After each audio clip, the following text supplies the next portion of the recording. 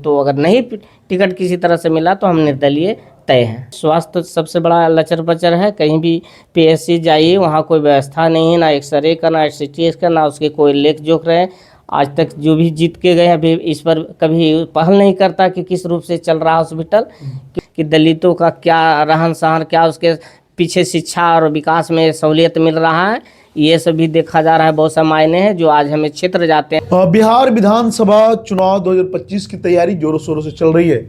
इसी क्रम में हमारा भी ग्राउंड रिपोर्ट चल रहा है हर विधानसभा क्षेत्र का। अभी हम वर्सलीगंज विधानसभा क्षेत्र में हैं और हमारे साथ जो है भावी उम्मीदवार डॉक्टर सकलदेव प्रसाद यादव जी हैं, जो चुनावी मैदान में आ गए हैं और चुनाव लड़ने की घोषणा कर दी है। हर हाल में चुनावी मैदान में रहे।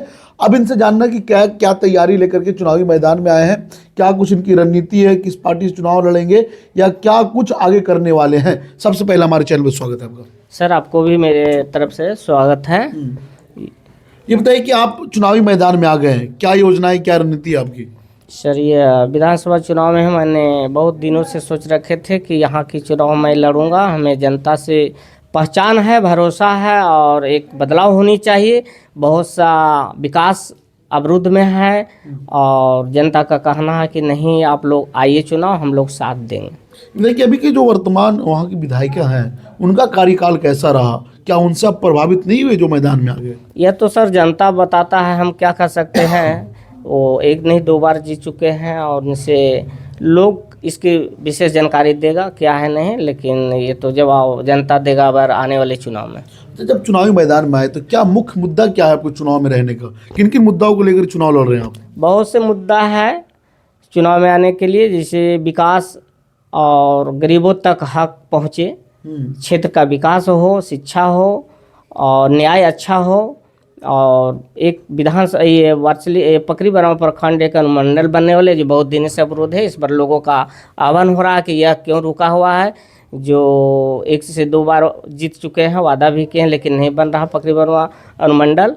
तो इस पर मुद्दा निकाला जा रहा है कि नहीं, अगर आप लोग का हम सपोर्ट करते हैं तो इस चुनावी के हम लोग सपोर्ट करने के बाद आप इस मुद्दे पर विचार विमर्श करिए, कल बिल्कुल करेंगे। ये देखिए कि आप चुनावी मैदान में तो आ गए हैं, लेकिन ये क्लियर नहीं हुआ कि आप निर्दलीय रहेंगे, ये को पार्टी के सिंबल से आएंगे, कैसे स्थिति में चुनाव में आ रहे हैं आप।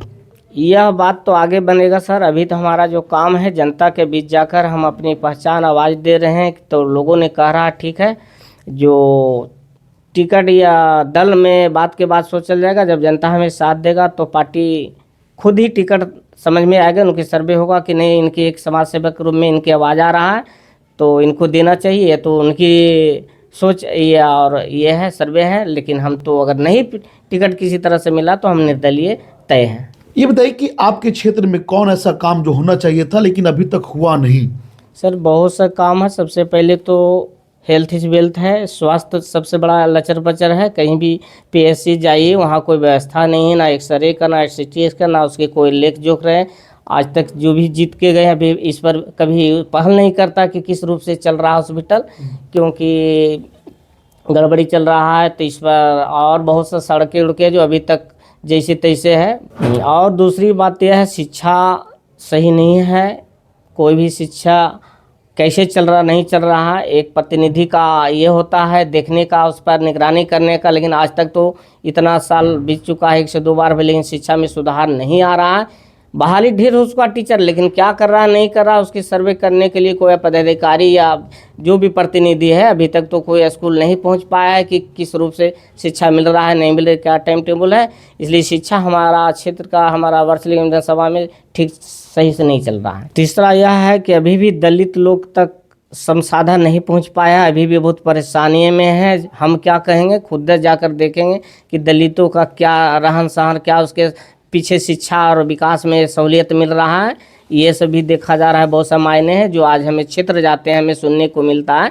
यही सब बात सुनकर हम लोग को बहुत सा आखर आता है कि नहीं, एक अच्छे नेक प्रतिष्ठित कर्मठ और शिक्षित कैंडिडेट बने, जिससे कि ये सब पर पहल कर सुधार लाने का प्रयास करते हैं। आप दलितों के बारे में बोल रहे हैं, आप दलित के लिए अभी तक क्या किए और क्या करेंगे। दलित के अगर एक मौका हमें देता है तो मेरी जो भी ये संसाधन सुविधाएं जाएगा वह दलितों के घरे घर तक पहुंचेगा। जो भी यहाँ सुविधा नजर आएगा हम वहाँ तक जाकर अपने से खुद उस पर निगरानी रखेंगे और दलितों को एक मौका मिलेगा कि हम अब है जो हमारे क्षेत्र का जो नए उम्मीदवार बना है, हम लोग सपोर्ट किए हैं, उनको जो भी मनोकामनाएं हैं वह पुराने का हम लोग प्रयास करेंगे। यानी बेहतर करने की कोशिश करेंगे। जी, बेहतर करने का कोशिश करेंगे। चलिए, हमारे साथ डॉक्टर सकलदेव प्रसाद यादव जी हैं और वर्सलीगंज विधानसभा क्षेत्र से चुनावी मैदान में आ गए हैं, बिगुल फूंक दिए हैं और क्या जनता इन्हें चुन करके एक बार विधानसभा भेजने का मौका देती है। बाकी आप क्या सोचते हैं, अपनी प्रतिक्रिया हमारे कमेंट बॉक्स में दें। बहुत बहुत धन्यवाद।